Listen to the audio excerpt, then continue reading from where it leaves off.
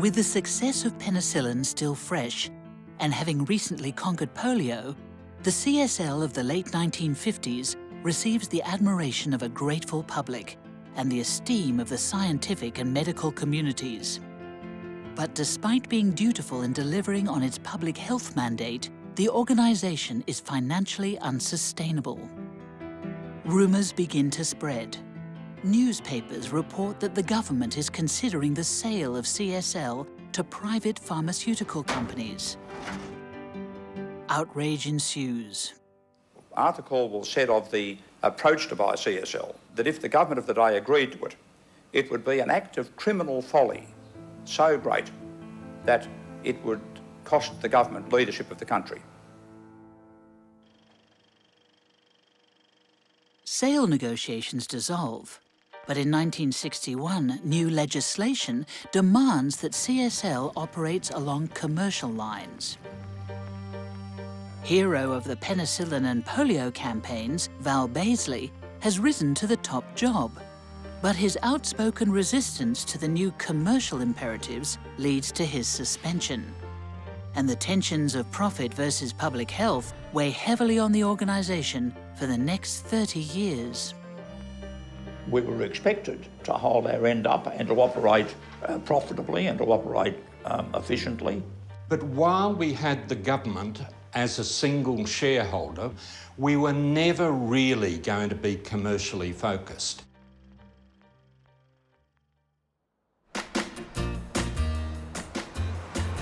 I joined mid-60s.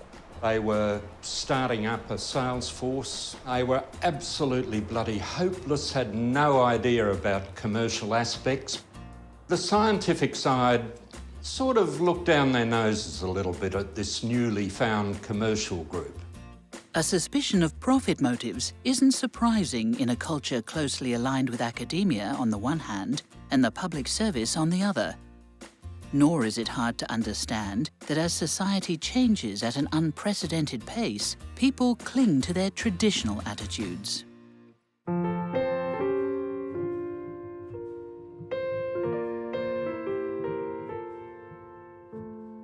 I first heard about Miss CSL competition probably early in 1969.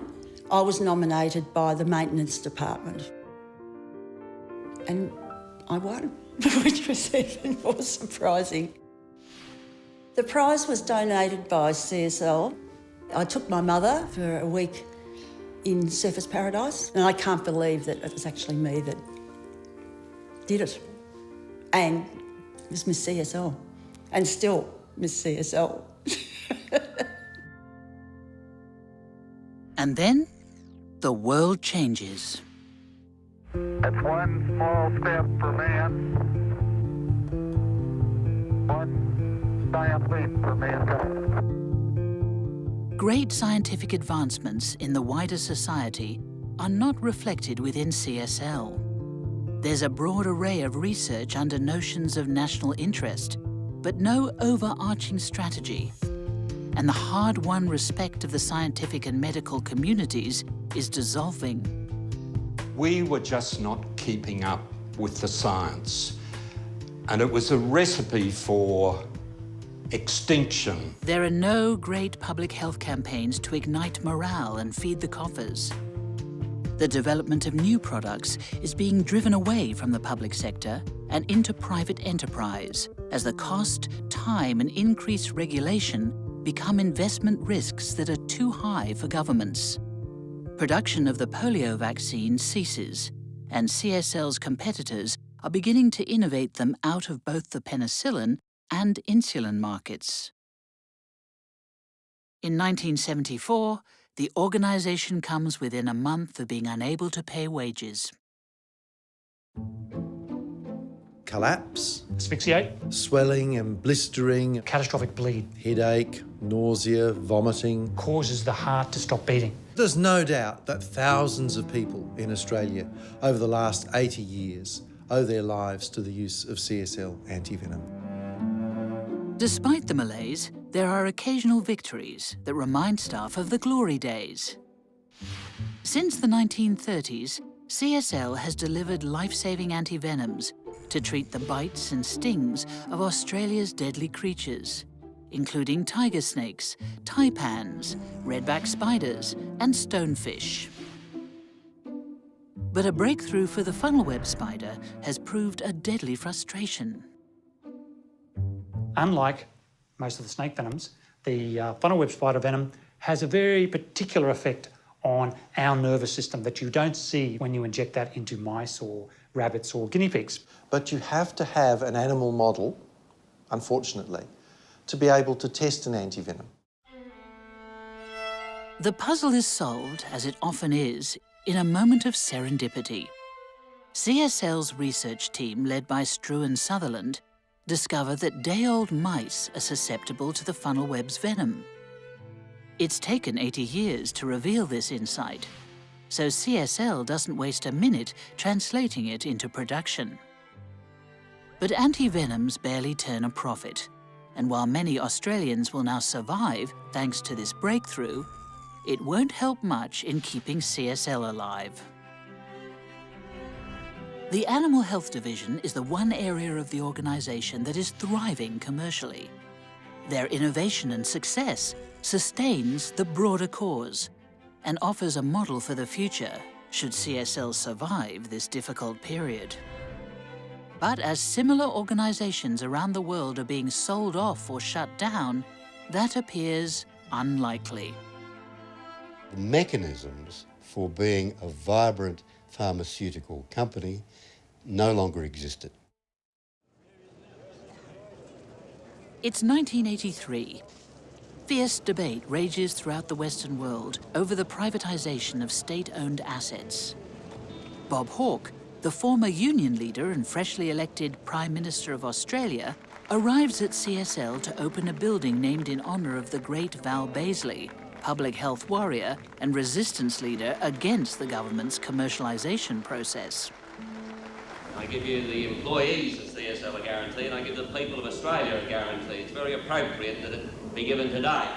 CSL will not be sold off to private enterprise. At a rare, full-scale news conference, Mr Hawke for the first time clearly defined his privatisation shopping list. One, in a sense, needs to look at Qantas, one needs to look at the Commonwealth Bank.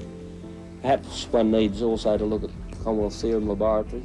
The government had looked at it and decided that rather than close it down, there was possibly an opportunity for it to grow if it was left on its own. I mean, what the government wanted to see achieved was an economy that focused on doing some new things or old things in new ways, and it needed to, rather than being inward-looking, we needed an economy that was outward-looking and was looking to be competitive on the global scale. Transformational change needs a disruptive, ambitious leader, and CSL finds its man in Dr. Brian McNamee. The company had been under the dead hand of government, and the end result was a hollowed-out organisation that had very little future. We had to change. Well, I think that I have a very clear charter to make CSL a commercially relevant organisation. We needed to become efficient, and that meant downsizing. But downsizing was so we would create more money for research and development. We were trying to create margins so we can invest more in our future. In its 75th year, after decades of threats and promises, the government takes the first steps to setting CSL free by incorporating it as a public company, with the government remaining the sole shareholder for now. Meanwhile, the young CEO's vision of an innovation-driven future needs an R&D leader who commands the scientific respect lost in recent decades. That man is Ian Gust. He had a vision and a dream, and I found it compelling, albeit one of extremely high risk. After culling many projects and clarifying their strategy, the R&D team seek out Australian researchers doing world-leading work into vaccine-preventable diseases that have both a commercial and a public health value. On a very short list are the words Ian Fraser, human papillomavirus. To get Ian into the fold, I needed a few $100,000 initially. So I decided to ring Brian. He just said, do it. We'll find the money. So I did it, and he found the money. More than a decade later, that project becomes Gardasil, an extraordinary medical and commercial success around the world, now protecting both men and women against HPV and related cancers, and earning CSL royalties of more than $1 billion since its launch in 2006. What's your greatest fear for the future of CSL? The disappearance of this organisation or its total domination by a foreign-owned multinational. In the 1993 budget, the government announces that CSL will be sold as a trade sale. So the view of Canberra was the organisation had very limited future and in fact should be sold through a trade sale, which really meant the dismemberment of the organisation. It was our one chance to take control of our destiny. So I, with John Button, spent a lot of time persuading, first of all, government that we had a future and that the best future was through an IPO on the ASX. CSL had enormous potential, and I think certainly Brian convinced me that it wasn't going to be realised unless we freed it up to operate on a very different basis. Not only does the government relent to an initial public offering, thereby keeping the company intact, they also agree to sell to CSL the partially built fractionation facility at Broadmeadows, which is facing lengthy delays and cost blowouts. This is a truly defining moment in the CSL story. Ownership of Broadmeadows is a huge boost to the company's IPO listing value. And in a great blessing that will only become apparent with the passage of time, it also binds the company's future to plasma.